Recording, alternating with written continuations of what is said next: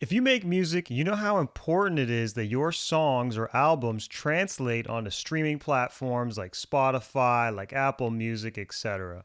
All these platforms have their own unique way of measuring loudness and ultimately translating your track, your final master, onto their platform. And depending on how you mix and master your song may actually sound better or worse on streaming platforms.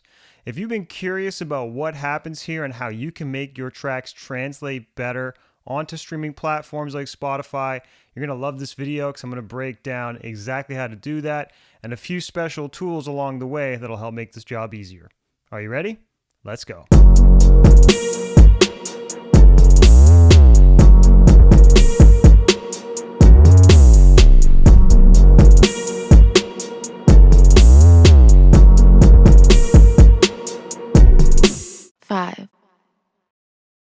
What's going on, ladies and gentlemen? This is your boy, 5-Piece producer and engineer extraordinaire. Thank you for checking out today's video, and if you haven't already, please hit the bell and subscribe button down below so you can stay tuned for more helpful videos.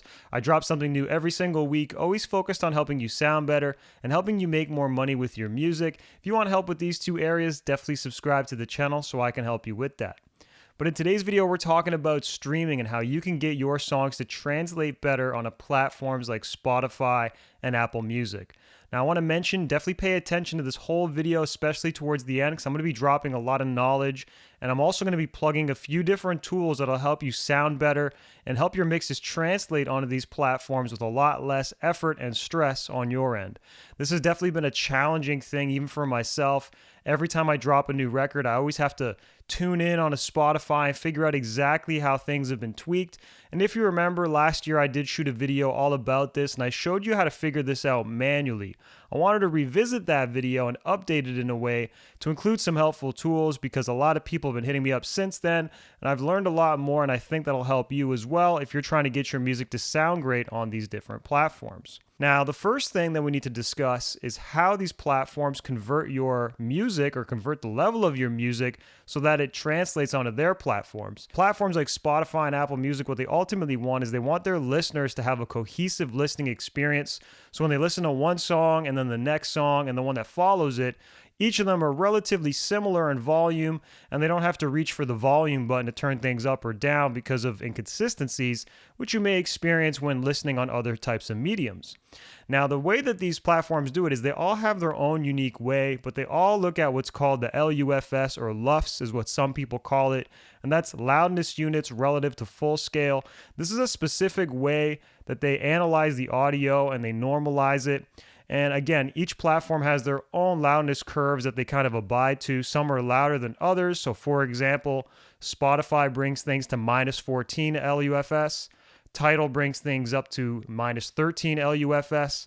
Apple Music brings it down to minus 16 LUFS. So as you can see, these three popular platforms have very different ways, or different levels, I should say, that they bring the level of your track to. And that's very important to remember. It's not going to be the same experience on every single platform. It's going to be a little bit different depending on what you're listening on. Now, knowing what they're going to turn your music down or up to is important to know. And to be honest, in the past, LUFS wasn't really a thing. When we were mastering albums on CDs and vinyl and stuff like that, they were never looking at LUFS. They were looking at other loudness curves, particularly peak volume and RMS, which is basically average volume, right? Now, we still want to use these things. They're definitely helpful measurements to be aware of when you're mixing, but LUFS has ultimately become the most important factor to be aware of when mixing and understanding how your song is going to translate onto Spotify, Apple Music, etc. So let's talk about some of these tools that I like to use that help me figure out where I am in terms of LUFS and basically what things are going to sound like when it hits these different streaming platforms. The first one is this website. It's completely free. It's called Loudness Penalty Analyzer. You can go to loudnesspenalty.com and I'll include a link down below for you to check out. They also have a plugin which you do have to pay for. But you could totally get the same result using their free service. The plugin is just a little bit more convenient because you could stream things in real time and basically see. But what this ultimately is doing is it's going to show you exactly how much your song is going to be turned down or turned up by when you upload it onto their website. So for example, they look at YouTube, Tidal, Apple Music, Spotify, all the different platforms, and they'll give you a unique reading for each and say, okay, your song is going to be turned up by 3 dB or turned down by 4 dB, depending on what volume level your final master is set to. And as you can see, it's very simple. You just drag and drop your audio file. I like to drop in my WAV files and get it read. And from doing that, it'll ultimately give me the information that I need to make a calculated choice, whether that means revisiting the master or, maybe just accepting that this is what it's going to sound like. And I like it because it helps you just better understand exactly what things are going to sound like when it hits this platform. So let me show you an example of one song I have here. I'm going to upload it onto their platform. And what's cool is I can play the song and hear it. And it also is showing me for each service what it's going to turn things down by, right? So you can see overall, everything is going to be turned down. It's not going to be turned up. It's going to be turned down. This is obviously Wylin, the recent song that I've been talking about on my channel here by Everything Ocean featuring KO, produced by myself and XP. But I can obviously hit this drop down and I could click any of these and it's going to show me what it sounds like on each individual service. And ultimately, it's just showing me the loudness penalty that I'm going to be dealing with when we upload this song to Spotify or to Tidal, to Amazon Music, all these different services that I mentioned. Now, this is a great free service, like I said, but it's a little less convenient because you have to bounce out your mix, you have to upload it, you have to do all these steps, and then if you decide to revisit things, and obviously you can preview them live in real time like I just showed you, you may decide, oh, okay, I want to turn down my drums a little bit, or turn this down, or just, massage the mix or master overall to achieve the result that you want. But again, it's just a little less convenient than if you could just pull up a plugin and figure it out right away in real time within your session. And ultimately, in your session, you can make some better choices because you could do it right there on the spot. And this is where the second option comes into play here. Now, loudness penalty, like I said, they have a plugin, but I actually have been liking this new plugin I got. And this is from the Plugin Alliance bundle. It's the ADPTR Streamliner. And the Streamliner has basically become one of my new go-to plugins for metering and for understanding my levels and how things are going to translate onto streaming platforms. And the reason why is because they actually let you preview your mix in real time in your session. So I could put this on my final track, my master track typically, right? The last output on the track, or on the channel, I should say, in the session.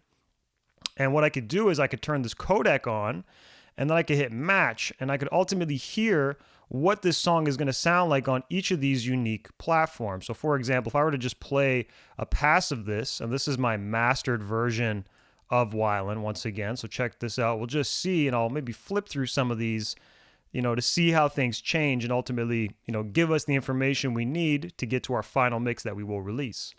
Them cleaning, I'm serving your missus. She said it's delicious, and all of my wildin', all of my vibing, and we getting top rhyming. Now they at me while I'm rhyming. All of my wildin', all of my vibing, and we getting top rhyming. Now they ask me why I'm rhyming. Came up in this. Them cleaning, I'm serving your. So I don't know if you could tell, but I switched to Apple Music, and the overall level got a little bit quieter. But the beauty is you can go through each of these different mediums, and there's a whole bunch more, right? You can actually go to your platforms and see a whole bunch in different areas, from social media to specific countries and different codecs and all that stuff. And you can essentially preview your final mix as it's going to sound on that format, and you can even export it as well in a specific way that obviously optimizes it for that format, because it knows, okay, this mix, it needs to be turned in at -14 in order for it to be the most optimal, for example. Now, I don't want to break down this plugin fully, but there are a few cool sections here. You have your loudness section here, which shows you the LUFS. You see that on this track, at least when it paused here, I was at about -10.5, and the target is about -16 for Apple Music, obviously. But if I change it to Spotify, you see the target becomes -14. You have a dynamic section, so it's showing my dynamic range. And if you notice when it's playing, it'll kind of give you a little bit of an idea of where it's sitting. So let me just play this again, and you can pay attention to this meter. Them cleaning, I'm serving your missus. She said it's delicious, and all of my wildin', all of my vibing, and we getting top rhyming.